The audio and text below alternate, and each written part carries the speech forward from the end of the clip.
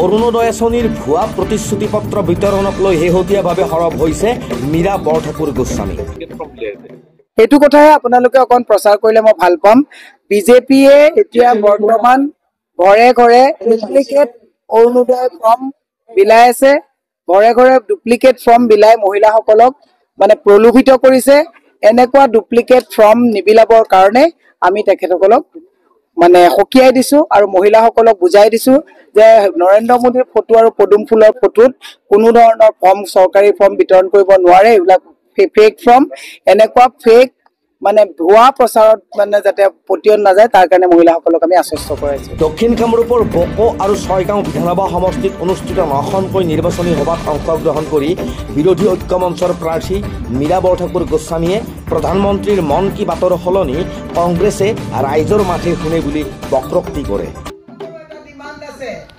আমি আহিলে আপোনালোকে কয় যে আমাৰ স্কুলবিলাক আছে, কিন্তু আমাৰ স্কুলত আমাৰ মাতৃভাষাত ল'ৰা ছোৱালী পঢ়িবৰ কাৰণে শিক্ষক নাই।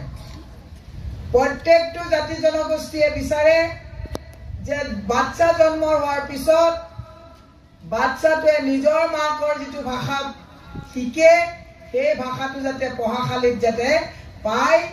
যেনেকৈ আমি অসমীয়া হিচাপে অসমীয়া লওঁ, বড়োসকলে বড়ো লয়, তেনেকৈ হিন্দীয়ে হিন্দী লয়।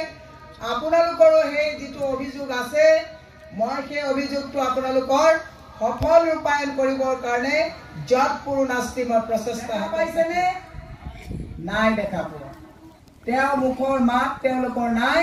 তেওঁলোকে সাংসদ হৈ গৈ দিল্লীত অভিযান জীৱন তেওঁলোকে অতিবাহিত কৰিছে। মুখত তেওঁলোকে মোদীক কথা কোৱাৰ অধিকাৰ নাই।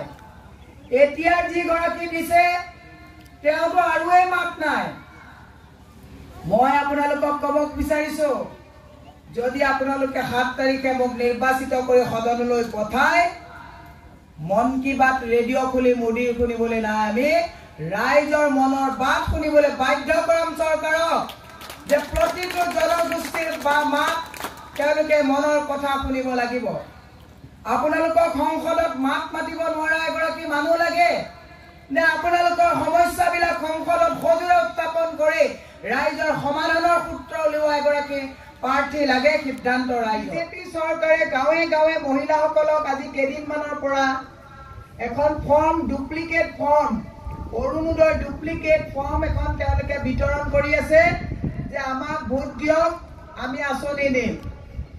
অসমৰ প্ৰতিগৰাকী মাতৃ সমাজত, পুৰুষৰ মাজত যোৱা নাই, যুৱকৰ মাজত যোৱা নাই, যুৱতীৰ মাজত যোৱা নাই, মহিলা মাতৃ সমাজৰ ওচৰত ডুপ্লিকেট ফৰ্ম লৈ বিজেপিয়ে ভোট দিয়াৰ আগত নিয়ম বহিৰ্ভূতভাৱে অৰুণোদয় আঁচনি দিম বুলি কৈ আপোনালোকক যি প্ৰলোভিত কৰিছে, মই প্ৰশ্ন কৰিছো, যিখন চৰকাৰে আপোনাৰ ভূমিৰ অধিকাৰ নাইকিয়া কৰিছে, মাটিৰ পট্টা নাইকিয়া কৰিছে বসুন্ধৰাৰ জৰিয়তে, যিখন চৰকাৰে খোৱা পানী দিব পৰা নাই, যিখন চৰকাৰে স্বাস্থ্যৰ ব্যৱস্থা উন্নত কৰিব পৰা নাই, যিখন চৰকাৰে স্কুলৰ ব্যৱস্থা উন্নত কৰিব পৰা নাই, যিখন চৰকাৰে দৈনিক 1000 কোটি টকাৰ ধাৰ লৈ আছে, আৰু সেইখন চৰকাৰে যিখন চৰকাৰে পাকঘৰত প্ৰতিটো বস্তুৰ মূল্য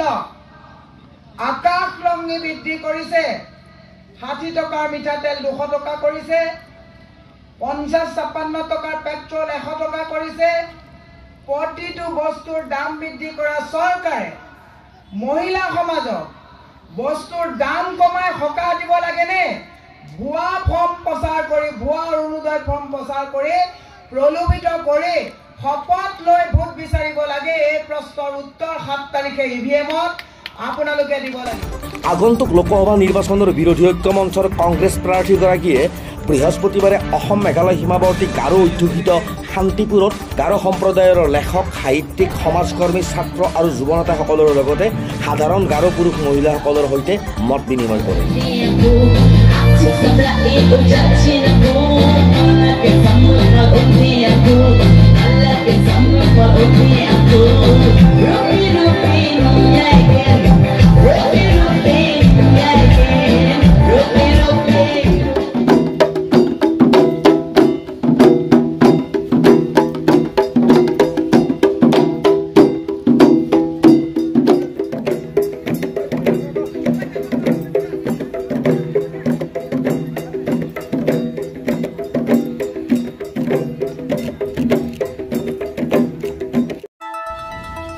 news desk report, the New Zealand's. The New Zealand's, অবিৰত তথ্যানুসন্ধান, আপোনাৰ সেৱাত খবৰ সন্ধান। The New Zealand.